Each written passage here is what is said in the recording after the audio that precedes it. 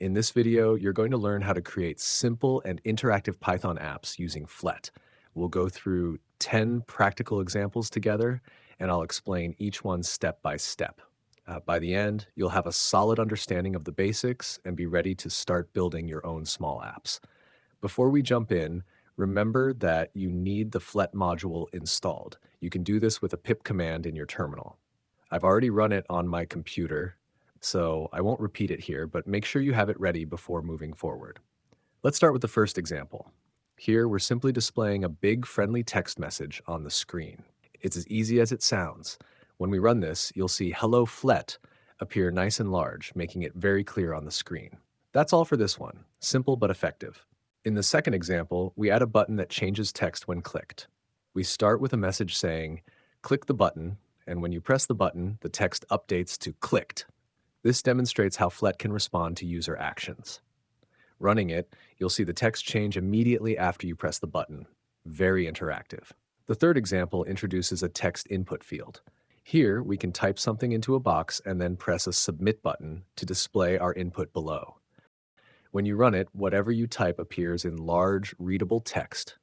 It's a great way to start learning user input handling. Next, in the fourth example, we create a simple counter. A number starts at 0, and each time you press the plus button, it increases. When we run it, you'll see the number grow with each click, giving you a clear sense of how variables can change over time in response to actions. In the fifth example, we explore a column layout. We display three big texts stacked vertically: A, B, and C. Running this, you'll see them spaced neatly one on top of the other, which shows how Flet arranges elements in a column. The sixth example uses a row layout. We place three texts horizontally: 1, 2, and 3. When you run it, they appear side by side across the screen with some spacing, giving a simple demonstration of horizontal arrangement in Flet. For the seventh example, we try a switch. Initially, the text says "off." When we flip the switch, the text changes to "on" and back to "off" when toggled again.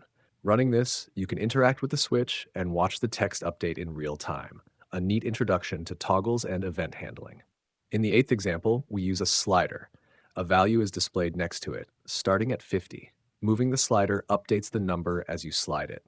Running this example, you can drag the slider and see the value change dynamically, showing how Flet handles continuous user input. The ninth example introduces a checkbox.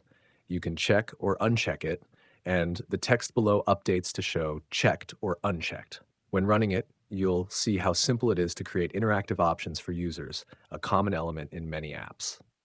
Finally, the 10th example is a scrollable list. We create 10 items, each displayed in large text, and place them inside a scrollable view. Running this example, you can scroll through all the items, demonstrating how Flet can manage multiple elements in a clean, scrollable layout.